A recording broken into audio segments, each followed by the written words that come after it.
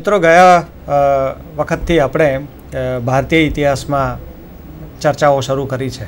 ખાસ કરીને સંધાનના માધ્યમથી આપણે આપણા તમામ વિદ્યાર્થીઓને સેટેલાઇટ થ્રુ શિક્ષણ આપવાનો જે આ નવતર પ્રયોગ આરંભ્યો છે એમાં ઇતિહાસ વિષયમાં આપણે બે ભાગમાં ચર્ચાઓ કરી રહ્યા છીએ.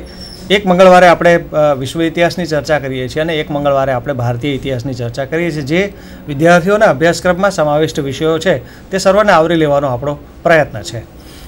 તો આ નહીં અને એના આગળના મંગળવારે આપણે ભારતીય ઇતિહાસમાં ઇતિહાસમાં સાધનોનું શું મહત્ત્વ છે, કેવા પ્રકારના સાધનો હોય છે, અલિખિત અને લેખિત સાધનો કેવી રીતે ઇતિહાસમાં મદદરૂપ થાય છે અને એ આખા સંદર્ભને આપણે મારા સાથીદાર ડૉક્ટર એન.આર. પરમાર સાહેબની સાથે આપણે આ સમજવાનો પ્રયત્ન કર્યો હતો.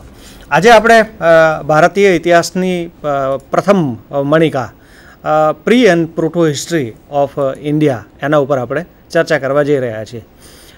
એ ચર્ચા શરૂ કરું એ પહેલાં એક નાનકડી સ્પષ્ટતા એ પણ કરેલું કે મોટેભાગે ગુજરાત યુનિવર્સિટી, કચ્છ યુનિવર્સિટી અને અન્ય યુનિવર્સિટીઓમાં પણ આ વર્ષથી ચોઇસ બેઝ ક્રેડિટ સિસ્ટમની શરૂઆત થઈ ચૂકી છે. સેમેસ્ટર સિસ્ટમની પણ શરૂઆત થઈ ચૂકી છે અને એ સંદર્ભે અભ્યાસક્રમના માળખામાં કેટલાક આમૂલ પરિવર્તનો આવ્યા છે. મોટેભાગે આપણે હડપ્પીય સભ્યતાથી આપણા સિલેબસની શરૂઆત જે કરતા હતા એના બદલે આ વખતે આપણે પ્રી એન્ડ પ્રોટો હિસ્ટ્રીથી આપણે આ શરૂઆત કરીએ છીએ.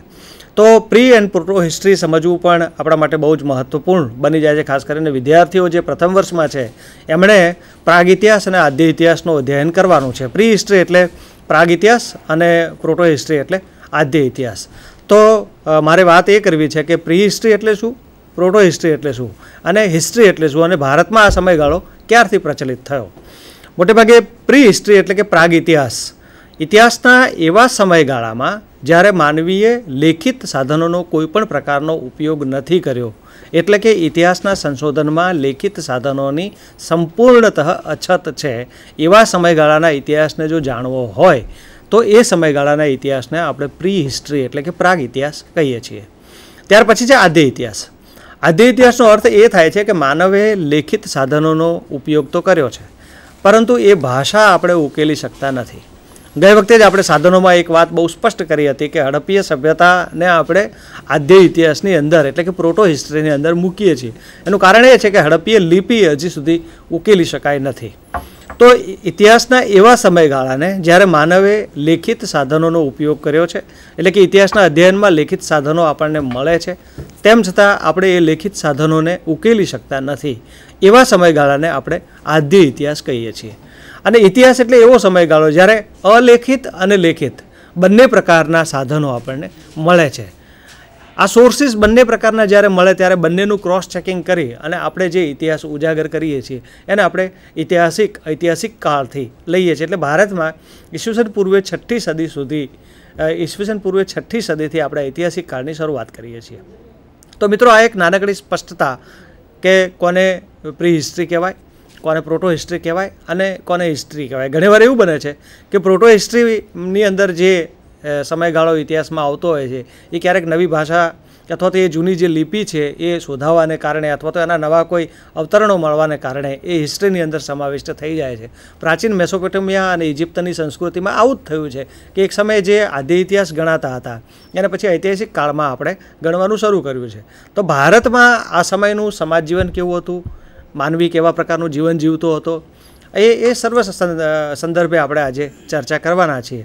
તો પરમાર સાહેબને વાત કરું કે થોડીક એ આપણને એ સંદર્ભે આગળ માહિતી આપે અને ત્યાર પછી આપણે એ ચર્ચામાં ભાગ લઈએ. પરમાર સાહેબ. નમસ્કાર સાહેબ. નમસ્કાર મિત્રો. સાહેબે જે વાત કરી કે ગુજરાતમાં જે CBCS સિસ્ટમનો પ્રયોગ થઈ રહ્યો છે અને એ સંદર્ભમાં આપણે જે આ વિષયની ચર્ચા કરી રહ્યા છીએ એમાં એક મણકો આપણે ગઈ વખત જોયો, આ બીજો મણકો છે. મિત્રો, સામાન્ય રીતે આપણો પ્રાચીન ભારતનો ઇતિહાસ એ આપણે સીધો જ હડપ્પાના સંસ્કૃતિ અને એ ચેપ્ટરથી કરીએ છીએ.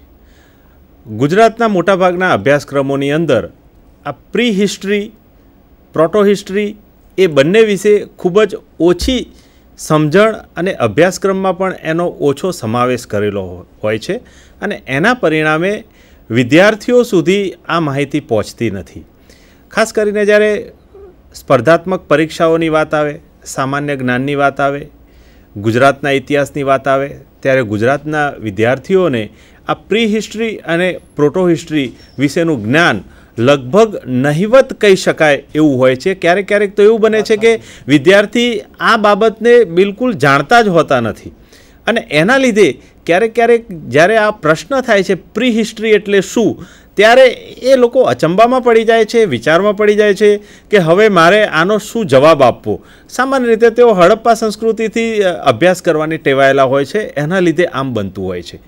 સાહેબે જે વાત કરી કે પ્રી હિસ્ટ્રી એટલે એવો ઇતિહાસ કે જેની અંદર આખો પાષાણ યુગનો સમાવેશ થાય છે. હવે પ્રશ્ન એ થાય આપણને, એના પ્રકારોની વાત હું પછી કરીશ, પરંતુ પહેલાં આ યુગને સૌથી પહેલો યુગ જે આપણો પાષાણ યુગ કહેવામાં આવે છે, એનું નામકરણ પાષાણ યુગ શા માટે પડ્યું?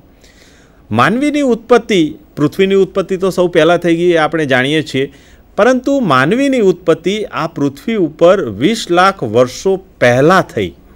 એટલે 20 લાખ વર્ષો પહેલાં માનવીની ઉત્પત્તિ આ પૃથ્વી ઉપર થઈ, અને ત્યારથી આપણો ઇતિહાસ, માનવીય ઇતિહાસ શરૂ થયો. એ સમયથી લઈને જે યુગ શરૂ થયો એને આપણે પાષાણ યુગ એવું નામ આપીએ છીએ. આ પાષાણ યુગ નામ આપ્યું એનું કારણ શું? કારણ કે માનવીના જીવનની અંદર પાષાણનું અનેરું મહત્ત્વ રહ્યું છે. મિત્રો, અત્યારે હાલ તો ઓછું મહત્ત્વ રહ્યું છે, છતાં પણ આજે પણ પાષાણનો ઉપયોગ ઘણી બધી જગ્યાએ થતો આપણે જોઈ શકીએ છીએ. ઘરની અંદર, ગામડાની અંદર તમે જોતા હશો તો ક્યારેક ક્યારેક જે મસાલા માટેનો ખલ છે એ આજે ક્યારેક ગામડાઓમાં જોઈ શકીએ છીએ કે એ પાષાણનો છે. તો એક હથિયાર તરીકે, એક ગૃહ વપરાશની ચીજ તરીકે આ પાષાણનો ઉપયોગ પ્રાચીન સમયથી થતો આવ્યો છે. ઓજારો તરીકે એનો ઉપયોગ થતો આવ્યો છે. રહેવાની ગુફાની અંદર આ ઓજારો તરીકે અને રહેવાની ગુફાની અંદર એક આવાસ તરીકે એનો ઉપયોગ થતો આવ્યો છે. અને સૌથી સારામાં સારો ઉપયોગ અને એક ક્રાંતિકારી શોધ જો આ પાષાણથી થઈ હોય તો એ બે પથ્થરને ઘસીને એમાંથી અગ્નિ પ્રગટ થયો એની છે. મિત્રો, એટલે પાષાણ યુગનું જે મહત્ત્વ છે એ કંઈક અનેરું મહત્ત્વ છે, અને આટલા બધા ઉપયોગ હોવાને લીધે આ સમયને પાષાણ યુગ એવું નામ આપવામાં આવે છે. એની અંદર કુલ 3 યુગનો સમાવેશ આપણે કરીએ છીએ. પહેલો યુગ છે પ્રાચીન પાષાણ યુગ, બીજો યુગ છે મધ્ય પાષાણ યુગ, અને ત્રીજો યુગ છે નૂતન પાષાણ યુગ. 20 લાખ વર્ષ ઈસવીસન પૂર્વેથી 9000 વર્ષ ઈસવીસન પૂર્વે સુધીનો જે સમય છે તેને આપણે પ્રાચીન પાષાણ યુગ એવું નામ આપીએ છીએ. 9000 ઈસવીસન પૂર્વેથી 6000 ઈસવીસન પૂર્વે સુધી. આમાં સમયનો ક્યારેક ક્યારેક કોઈ પણ પુસ્તકમાં થોડું આગું પાછું હોઈ શકે, કારણ કે આ વિદ્વાનોનો મત છે. એટલે હું કોઈ વિદ્વાનની ચર્ચા કર્યા સિવાય એક સામાન્ય જે સમયગાળો છે એની હું ચર્ચા કરી રહ્યો છું. તો 9000થી 6000 ઈસવીસન પૂર્વે કે 4000 ઈસવીસન પૂર્વે વચ્ચેનો જે સમય છે તેને આપણે મધ્ય પાષાણ યુગ એવું નામ આપીએ છીએ, અને એ પછીનો જે સમયગાળો છે તેને આપણે આપીએ છીએ નૂતન પાષાણ યુગ. નૂતન પાષાણ યુગ પછીનો જે સમય આવે છે એ તામ્ર પાષાણ યુગનો સમય આવે છે. મિત્રો, પાષાણ યુગની અંદર પછી તામ્ર એટલે કે તાંબાનો ઉપયોગ, ધાતુ તરીકે એક તાંબાનો ઉપયોગ. જોકે આની અંદર પણ મારે કહેવું જોઈએ કે તાંબાનો ઉપયોગ ખૂબ જ ઓછા પ્રમાણમાં થયેલો છે, પથ્થરનો ઉપયોગ જ વિશેષ થયેલો છે.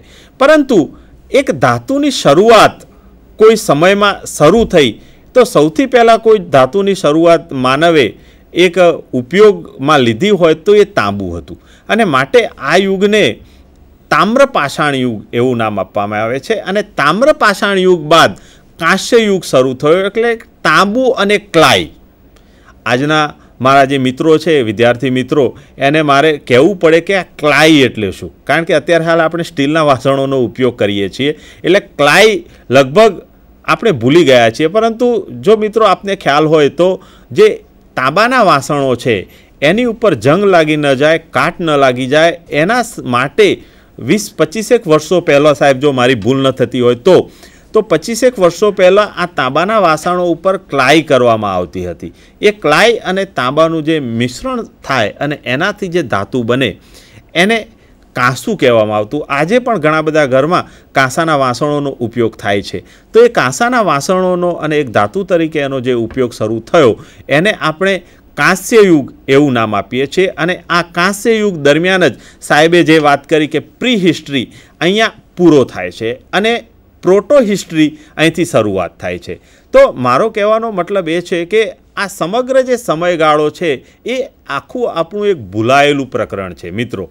એટલે કદાચ એવું બની શકે કે વિદ્યાર્થી મિત્રોને આની અંદર ઇન્ટરેસ્ટ ઓછો પડે, પરંતુ ઇતિહાસ એક એવો વિષય છે કે કોઈ વાર્તા કથન કે એવું તો કંઈ છે નહીં કે જેમાં વિદ્યાર્થીઓને પૂરેપૂરો રસ પડે જ, પરંતુ એક જાણકારી અને પોતાના પ્રદેશનું મહત્ત્વ શું છે એને ઉજાગર કરતી જે બાબત છે એને આપણે પરાણે, હું એવી વાત નથી કરતો, પરંતુ જો રસ લઈને વાંચવામાં આવે તો ચોક્કસ એની અંદર આપણને રસ પડશે જ. સાહેબને હું વાત કરું કે હવે વિગતવાર આપણને આ જે 3 ઇતિહાસના જે તબક્કા છે એની થોડી સમજણ આપે. Thank you sir. ખૂબ સરસ વાત કરી પરમાર સાહેબે. આપણી સમક્ષ કેટલીક સ્પષ્ટતાઓ પણ એમણે મૂકી. ખાસ કરીને કાર્લ માર્ક્સે જે ઇતિહાસનું અધ્યયન કર્યું છે એને આર્થિક પાસા પર બહુ જ ભાર મૂકી અને આખા ઇતિહાસનું એમણે અન્વેષણ કરવાનો પ્રયત્ન કર્યો છે.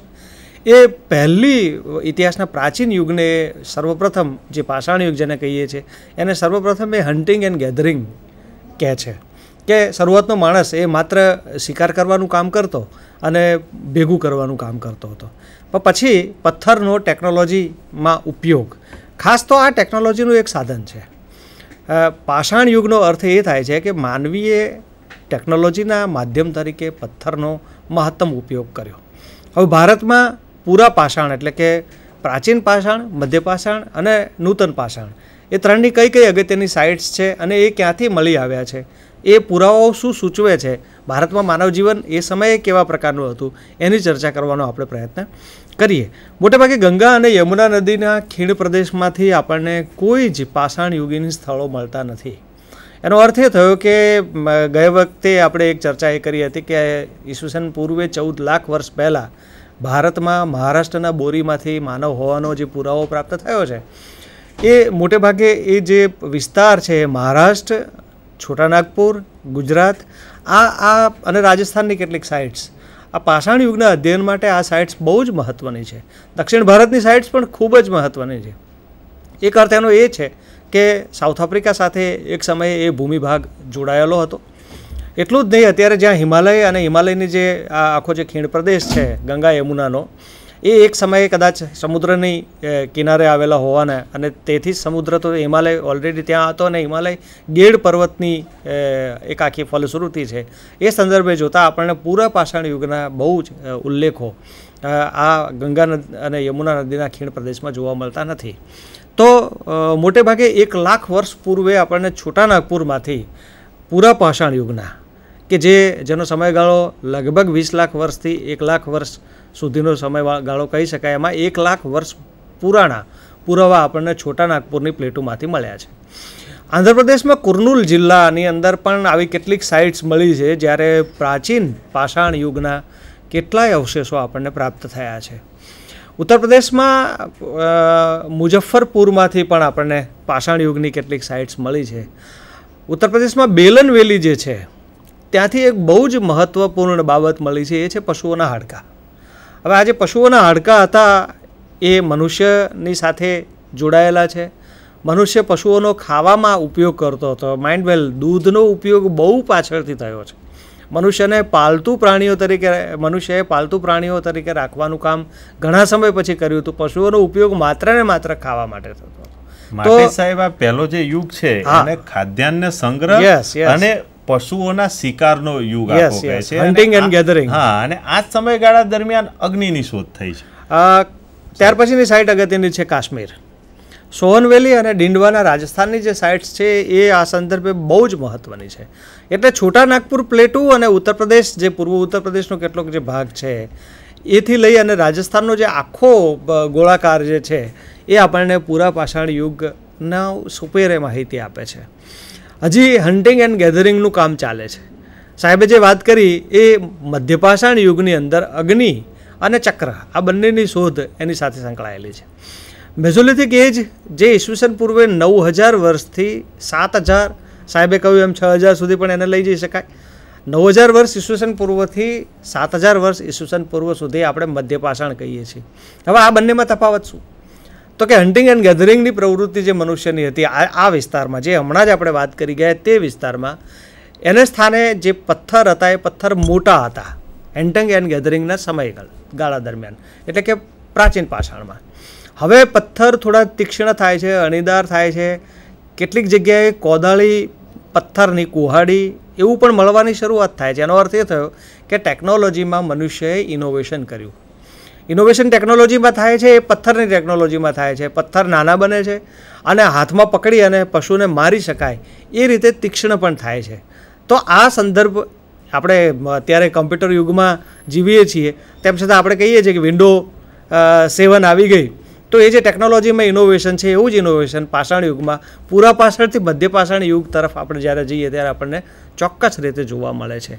અહીંયા મારું કહેવું એમ છે કે જે પૂરા પાષાણ યુગ હતો એનો જે માણસ હતો એને ક્વાર્ટઝાઇટ મેન, ચળકતા માણસ નો યુગ, એટલે એણે જે પથ્થરોનો ઉપયોગ કર્યો હતો એ ચળકતા પથ્થરોનો, ક્વાર્ટઝાઇટ જે આખો જે પથ્થર કહેવામાં આવે છે એનો ઉપયોગ કર્યો હતો. એટલે ચળકતા પથ્થરોનો એક હથિયાર તરીકે ઉપયોગ કરી અને એણે જે વાત કરી, ખાસ કરીને આપણે જે વાત કરી કે રાજસ્થાનનું ડીંડવાના, અને ત્યાંથી આગળ આવીએ તો આપણે ગુજરાતની અંદર નર્મદા તટે આવેલું ભીમબેટકા, એ આખો જે એરિયા છે, ખાસ કરીને જ્યારે આપણે આ પાષાણ યુગની વાત કરીએ છીએ ત્યારે જો આપણે એક નકશો મગજની અંદર અને જો આપણે કલ્પી લઈએ તો આજનું પાકિસ્તાન, રાજસ્થાન, હરિયાણા, બિહાર, યુપી, ગુજરાત અને મહારાષ્ટ્ર, થોડો ઘણો પ્રદેશ, અને રાજસ્થાન અને મધ્યપ્રદેશ, આ જે આખો એરિયા છે, આખો જે પ્રદેશ છે, એ